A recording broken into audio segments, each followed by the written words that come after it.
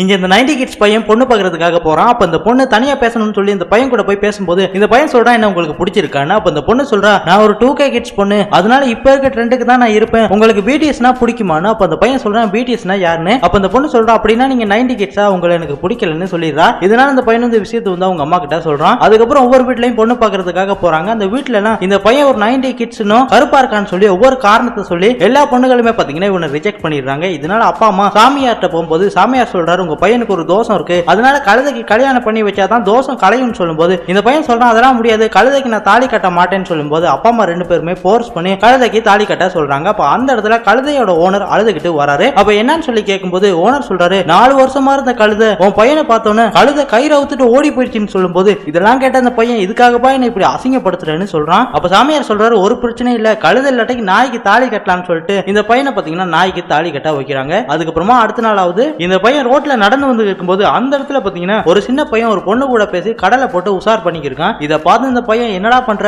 எறும்பு சைஸ்ல இருந்து இப்படி ஒரு வேலையை பாக்குறேன்னு சொல்லும்போது இந்த பையன் சொல்றான், எனக்கு ஆள் இருக்கு, நான் பேசுறேன், உனக்கு ஆள் இருக்கான்னு. இதை கேட்ட இந்த பையனும் கோவப்பட்டு அவனோட டவுசரை கழட்டி விரட்டி விட்டுறான். அதுக்கப்புறமா அடுத்த நாளாவது இந்த பையன் 2K கிட்ஸோட ரீல்ஸ் பார்த்துட்டு நீங்க எல்லாம் நல்லாவே இருக்க மாட்டீங்கன்னா நாசமா போவீங்கன்னு சொல்லி சாபம் விடுறான். அப்ப அம்மா சொல்றாங்க, உன்னோட போட்டோ கொடுத்தோம், அந்த பொண்ணு வந்திருக்கா, நீ போய் அந்த பொண்ணு கூட பேசுன்னு சொல்லும்போது பையன் சொல்றான், எப்படியும் என்ன பிடிக்கலன்னு தான் சொல்ல போறா, அதனால நான் போலான்னு சொல்லும்போது அம்மா சொல்றாங்க, எதுக்கும் போய் பேசிட்டு வான்னு. அதுக்கப்புறம் அந்த பையனும் அந்த பொண்ணை பாக்குறதுக்காக போறான். அப்ப அந்த பொண்ணு வந்து சொல்றா, போட்டோல நீங்க வெள்ளையா இருந்தீங்க, இப்ப என்ன கருப்பா இருக்கீங்கன்னு. அப்ப பையன் சொல்றான், என்னோட அப்பா அம்மா தான் ஃபில்டர் போட்டு வெள்ளையா காட்டியிருக்காங்க, எப்படியும் உங்களுக்கு என்ன பிடிக்காது, நான் இங்க இருந்து போறேன்னு சொல்லும்போது அந்த பொண்ணு சொல்றா, நம்ம இன்னும் பேசவே இல்லை, அதுக்குள்ள எப்படி பிடிக்கல பிடிக்குதுன்னு சொல்ல முடியும், கொஞ்ச நேரம் பேசுங்க, உங்களை எதுக்காக மத்த பொண்ணுங்க ரிஜெக்ட் பண்ணாங்கன்னு சொல்லும்போது இந்த பையனும், நான் ஒரு 90 கிட்ஸ், அதுவும் நான் கருப்பா இருக்கேன்னு சொல்லி ஒவ்வொரு காரணத்தை சொல்லி யாருமே எனக்கு பொண்ணு தெரியல, எப்படியும் உங்களுக்கு என்ன பிடிக்காதுன்னு சொல்லிட்டு அங்க இருந்து போக பார்க்கும்போது இந்த பொண்ணு சொல்றா, உங்களை எனக்கு பிடிச்சிருக்குன்னு. அப்ப அந்த பையன் சொல்றான், நிஜமாவா சொல்றீங்க, எதுக்காக என்ன பிடிச்சிருக்குன்னு சொல்லும்போது இந்த பொண்ணு சொல்றா, எப்பயும் சின்ன சின்ன விஷயங்கள் நினைச்சு சந்தோஷப்படுவாங்க, அதுவும் எனக்கு 90 கிட்ஸ்னா ரொம்பவே பிடிக்கும், அதனால நம்ம கல்யாணம் பண்ணிக்குவோம்னு சொல்லும்போது இதை கேட்ட அந்த பையனும் ரொம்பவே சந்தோஷப்படுறான்.